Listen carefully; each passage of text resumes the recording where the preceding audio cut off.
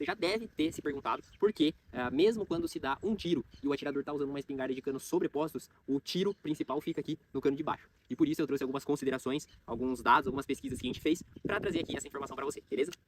Fala Tim, Estevam aqui da No Fly Zone. E no vídeo de hoje a gente vai falar sobre algo que gera muita dúvida nos atiradores, principalmente quem está começando ou que já teve algum contato com esse esporte, com tiro ao prato, com tiro ao voo, tá? Você já deve ter se perguntado por que, mesmo quando se dá um tiro e o atirador está usando uma espingarda de canos sobrepostos, o tiro principal fica aqui no cano de baixo. E por isso eu trouxe algumas considerações, alguns dados, algumas pesquisas que a gente fez para trazer aqui essa informação para você, beleza? E a primeira consideração que a gente traz aqui é a questão do equilíbrio, a distribuição do recuo.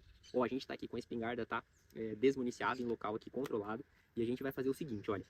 Quando a gente olha para o cano de baixo, ele está mais alinhado ao centro da espingarda, ao centro da coronha, e consequentemente ele está mais alinhado à empunhadura. Ele está mais alinhado aqui no ombro, onde é apoiada a soleira, tá? Então isso, o que ele traz?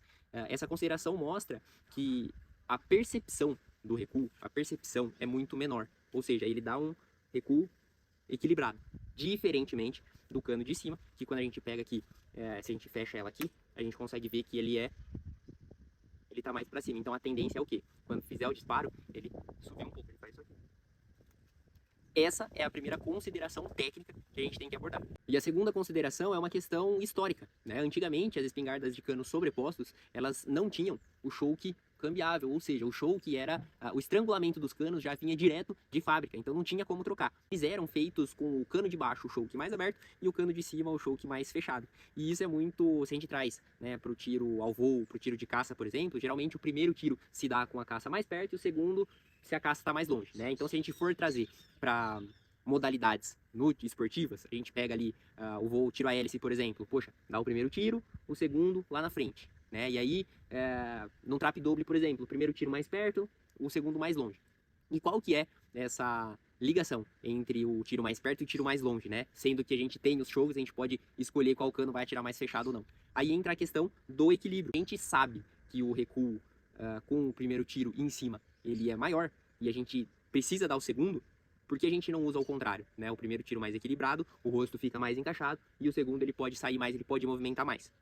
Então essa é uma consideração, um dos pontos a se pensar quando a gente fala por que utilizar o cano de baixo. E agora surge um outro questionamento. Poxa, mas se o cano de cima, ele tá mais próximo à minha visada, ele automaticamente não se torna mais fácil por ele estar mais alinhado? E aí a resposta é que pode ser que sim. Né? E de repente pode ser até por isso que antigamente os chokes mais fechados para tiros mais longos eram os canos de cima, né? Como eu citei aí nas armas mais antigas. Isso pode ser uma verdade, pode ter sido uma verdade, mas a gente sabe que a tecnologia mudou bastante, a fabricação evoluiu bastante, e a gente sabe também que canos eles são ajustados de maneira que eles têm uma intersecção, eles atingem o mesmo ponto de impacto a uma distância média ali de 30, 40 metros, né? Então eles já são ajustados com esse desvio para ambos os tiros pegarem na mesma posição em uma determinada distância, tá?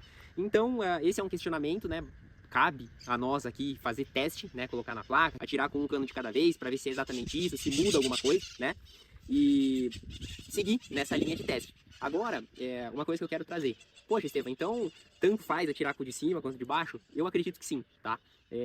Basta cada um se adequar, como eu sempre falo em todos os vídeos, existem as premissas básicas, existe o básico, o fundamento que precisa ser tomado como princípio, né? E aí depois os ajustes, a forma de atirar, o modo de atirar, vai de cada atirador, vai de como você faz o teste, de como é o seu tiro, de como é a sua empunhadura, a sua espingarda, a munição que você usa, enfim, né? Então eu já vi muitos bons atiradores colocarem o cano de cima para atirar single, não uso de baixo, e atiradores utilizando, né, até no doble, o cano de cima primeiro, de baixo segundo. Isso depende muito do equipamento, como eu já disse, a forma de atirar. Então, essas são as considerações, mas as explicações técnicas são essas, tá? Tanto o histórico aí da questão dos chokes fixos, que se tornaram um hábito, foi passando ali de geração para geração, e também a questão aí desse equilíbrio, né? Da questão do centro de gravidade aí do cano de baixo e do cano de cima, beleza? Então é isso, se você gostou desse vídeo, não deixa de se inscrever no nosso canal, não deixa de compartilhar nos seus grupos aí de tiro, seus parceiros de clube, das pessoas que estão começando com você. É importante que você deixe o seu like aqui para nos motivar cada vez mais, trazer mais conteúdos para você. Deixa aqui nos comentários o que você achou desse vídeo, sugestão para próximos conteúdos, do que você gosta, o que você gostaria de ver aqui no canal da No Fly Zone, beleza?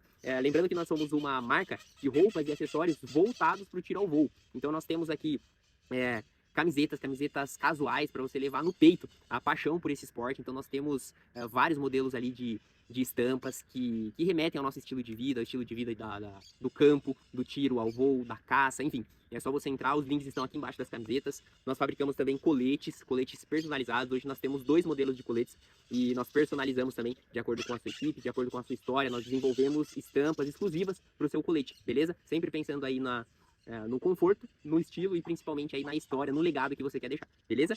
Então é isso e já sabe, né? Bora moer!